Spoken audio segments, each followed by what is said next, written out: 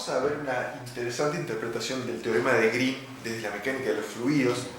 A esta altura ya hemos visto la definición del teorema de Green, lo hemos presentado como una versión del teorema fundamental del cálculo para integrales dobles. Y también hemos dicho que, que el teorema de Green relaciona la circulación de un campo vectorial con su rotor, ¿sí? Entonces, esta parte contiene la circulación de un campo vectorial F y esta parte, una componente bidimensional, la componente en Z, ¿sí? De el rotor F, lo hemos llamado rotor 2D. Ya hemos visto cuál es la interpretación también desde la mecánica de los fluidos y su relación con la circulación del rotor. Pero ahora vamos a ir un poquito más allá, y si bien es lo mismo, o sea, la relación entre circulación y rotor es en esencia la misma que exploramos en el video anterior, ahora vamos a verlo desde el teorema de Green. Van a encontrar similitudes y muchas cosas en las cuales uno se pone a pensar y ata cabos, relaciona este video con el anterior. Entonces, primero, dijimos que el teorema de Green afirma que la integral de línea o la circulación de un campo vectorial F es igual a la integral doble del rotor, de la componente Z del rotor, la componente en K, digamos en el versor K del rotor de ese mismo campo, en la región R encerrada por esta curva C donde hemos calculado la circulación. O sea, en definitiva, esta es la región R y la curva C es su curva frontera. Hemos visto que la circulación, en el caso de que este F sea un campo de velocidad de un fluido, o sea, lo hemos llamado B corta, también podemos llamarlo F, no importa. O sea, uno asume, o el estudio de esta interpretación desde mecánica de los fluidos asume que F es el campo de velocidades de un fluido, un campo bidimensional, que tiene componentes P de xy y Q de xy, estas eran funciones escalares. Entonces, hemos dicho que la circulación, digamos, a partir de considerar este campo así, el cálculo de esta integral, representa, pensar cómo un fluido ayuda o va en contra del movimiento de una partícula que se desplaza a través de esta trayectoria cerrada C. Entonces, si uno calcula la circulación en esta dirección, lo que está viendo es si el fluido ayudó, en definitiva, al movimiento de esa partícula o lo perjudicó. Entonces, si la circulación da positiva, lo que quiere decir que el fluido ayudó al movimiento, mientras que si da negativa, lo que quiere decir es que lo perjudicó.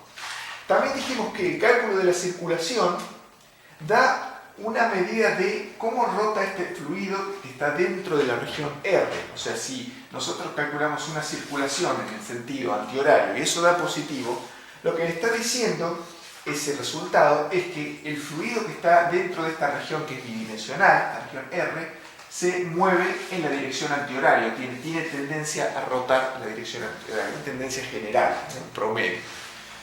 Entonces, este campo de velocidad de un fluido bidimensional puede pensarse como si fuera la superficie de un lago, ¿sí? Entonces, la superficie de un lago, solamente la superficie, o uno piensa en un lago de muy baja profundidad que puede considerarse bidimensional. Entonces, eso es lo que puede estar representando. Y esto es un recorrido de un barquito, podría ser, por ejemplo. Entonces, lo que vamos a hacer es estudiar primero qué es lo que representa la circulación. Vamos a hacer algunas afirmaciones y luego lo vamos a relacionar con la definición de rotor que vimos en el video anterior, una definición un poco más precisa que nosotros obtuvimos a partir del concepto de circulación.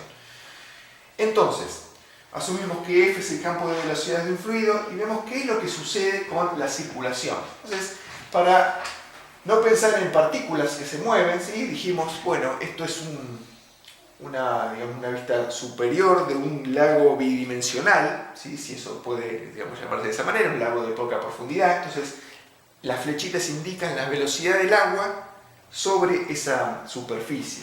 Y acá estoy yo, que soy muy chiquitito, estoy ubicado en un bote, ¿sí? Y voy a hacer un recorrido a través de esa trayectoria C. Entonces vamos a ver si el fluido me ayuda en mi recorrido, yo voy remando, entonces vamos a ver si me ayuda o a ver si me perjudica. Entonces, esta circulación es una integral, ¿no es cierto? Es una integral, en definitiva la integral uno sabe que es una suma de infinitos términos, ¿sí? Entonces, uno puede volver un poquito atrás en la definición y dice que, bueno, es el límite de la suma de Riemann. Entonces la suma de Riemann, si uno considera suficiente cantidad de términos, si n es muy grande, o sea, la cantidad sumando de la suma de Riemann, en definitiva eso es aproximadamente igual a la integral. En términos prácticos, desde el punto de vista de la ingeniería, una suma de Riemann con una suficiente cantidad de términos, y suficiente me refiero al problema que uno tenga que esté tratando. Entonces, una cantidad sea suficiente para un problema e insuficiente para otra, uno puede, bueno, encontrar más términos. Entonces, cuando uno tiene la cantidad suficiente de términos, en un sentido práctico, en un sentido de ingeniería, la integral termina siendo igual a la suma de Riemann, repito, en un sentido práctico. Entonces, esta integral en definitiva es una suma de todos los productos escalares f escalar diferencial r. Entonces, f es una velocidad y diferencial r es un pequeño desplazamiento. Entonces, ¿qué es lo que sucede? Yo estoy sumando todos los f por diferencial r que corresponden al movimiento de este bote alrededor de esta curva C. Entonces, si uno piensa en una suma de Riemann, bueno, va a tener una cantidad determinada, n, de estos productos. Entonces uno los suma a todos y obtiene el valor de circulación. Entonces, ¿qué pasa si f escalar diferencial r es mayor que 0? Pensemos que el producto escalar es la proyección de un vector sobre otro. Es el módulo de f por el módulo de diferencial r por el coseno del ángulo formado entre ellos.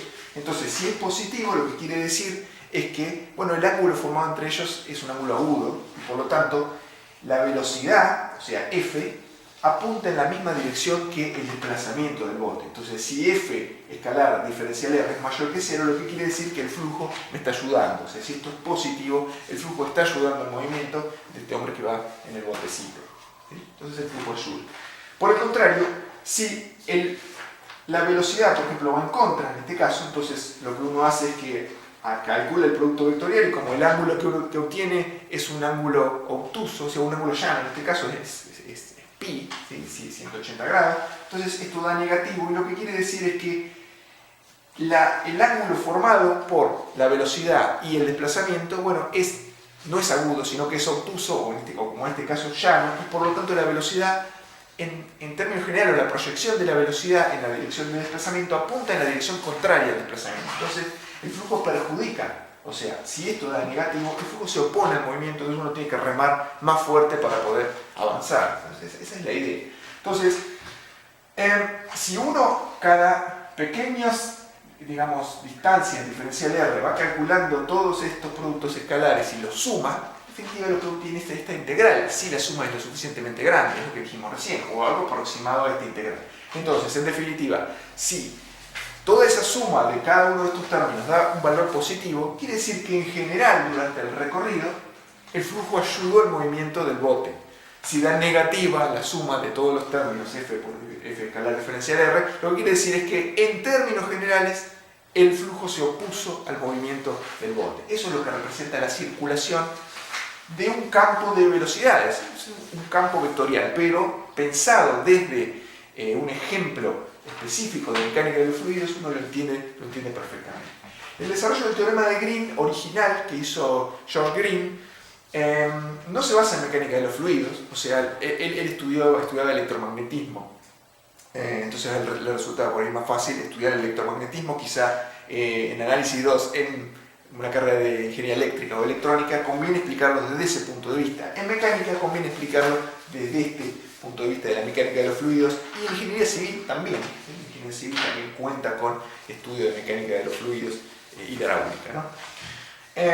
Entonces, bien, lo que vamos a hacer es decir, esto es lo que dijimos recién, o sea, esta integral lo que hace es suma todos los productos escalares, o sea, arma toda la contribución y lo que hace es calcula un número que es positivo o negativo, ¿no? Y ese número, digamos, el signo de ese número nos dice si el flujo ayudó o perjudicó a este hombrecito que va por este recorrido, la curva C.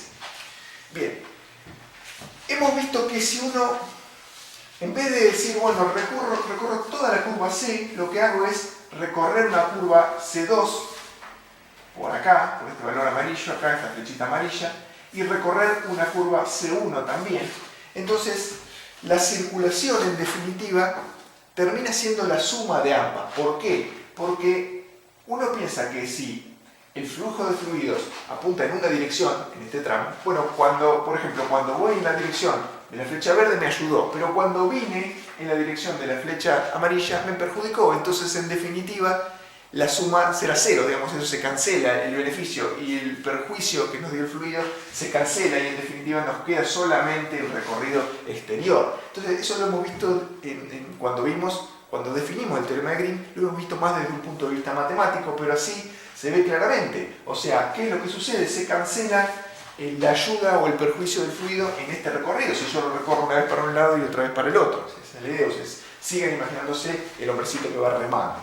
Entonces, la circulación en la curva C1 más la circulación en la curva C2 termina siendo la circulación en la curva C, por más que yo haga un recorrido mayor, ¿sí? Porque en realidad el recorrido en uno me ayudó y en el otro me perjudicó y eso se canceló. Entonces el número final que yo obtuve, que es es exactamente el mismo que si yo hubiera calculado la circulación alrededor de toda la curva. Entonces acá dividimos en la región que teníamos que era R, la dividimos en dos regiones, R1 y R2, pero lo mismo puede pasar si nosotros lo dividimos en 4 regiones. Es exactamente lo mismo, o sea, yo pienso, recorro toda la curva o recorro cada una de las curvas C1, C2, C3 y C4 individualmente, y entonces, ¿qué es lo que pasará? Por ejemplo, cuando recorra la curva C3 y la curva C4, en este lugar yo fui y volví, entonces el flujo, digamos, me ayudó y me perjudicó a la vez en la misma magnitud, entonces eso se cancela. Lo mismo en cada uno de estas regiones intermedias.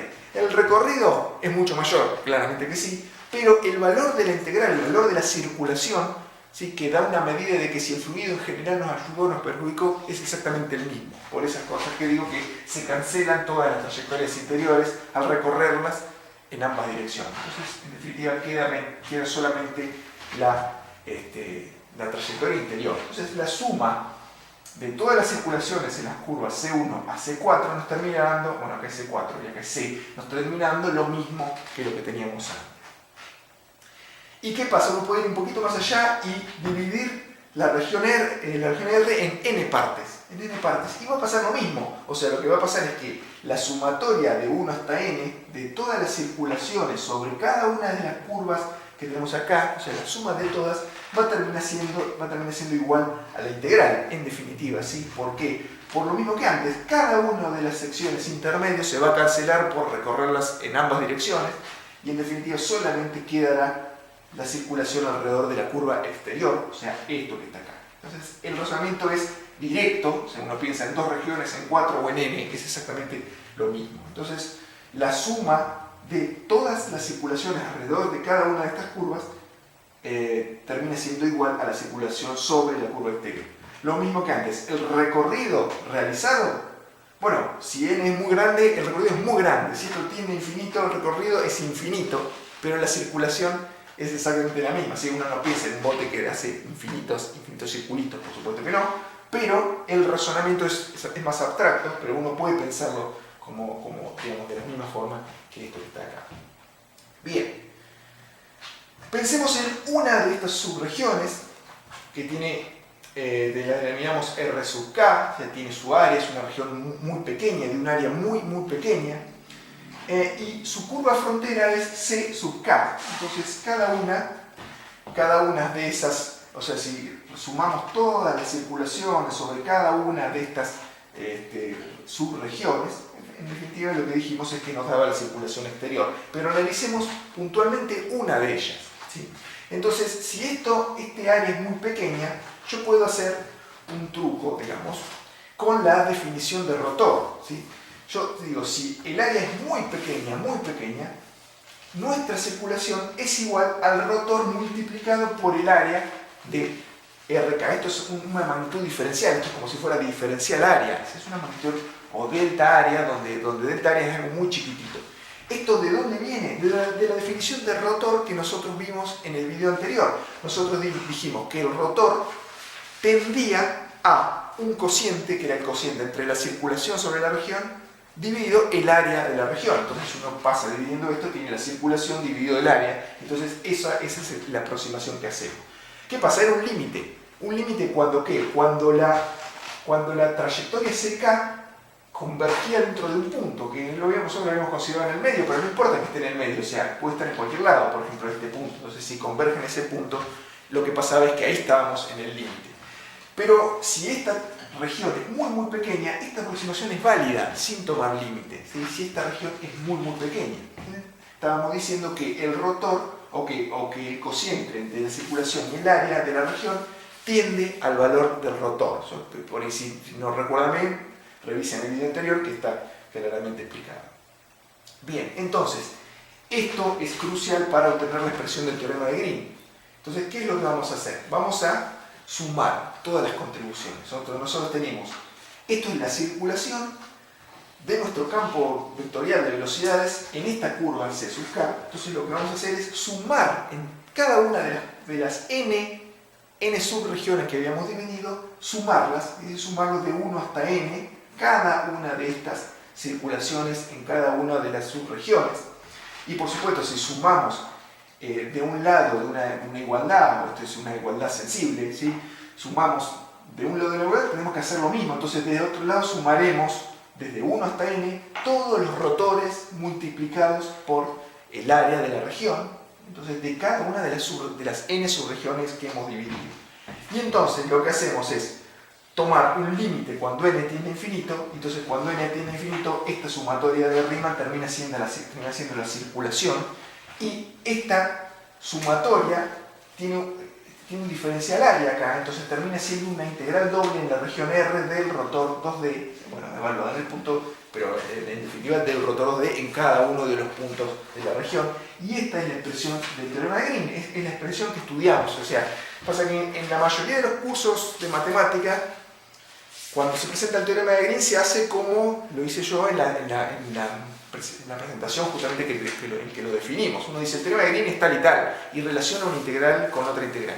Y no es que a Green en un momento se le ocurrió y dijo, ¡ah, qué bueno! Estas integrales las puedo relacionar así. No fue así, y en general no son así los descubrimientos matemáticos, sino que corresponden al estudio de un problema físico, y a partir de ahí se observa una relación como esta, de la misma manera que nosotros la observamos acá, y se obtiene una expresión que después puede ser utilizada para otro tipo de cosas, y por eso, como se vuelve general, uno termina estudiándola de manera abstracta, de manera matemática directamente. Pero lo cierto es que siempre todos los desarrollos, todas las fórmulas, todas las igualdades matemáticas derivan de una aplicación física y no al revés. Entonces, este es lo último del teorema de Green, y espero que les sea de utilidad.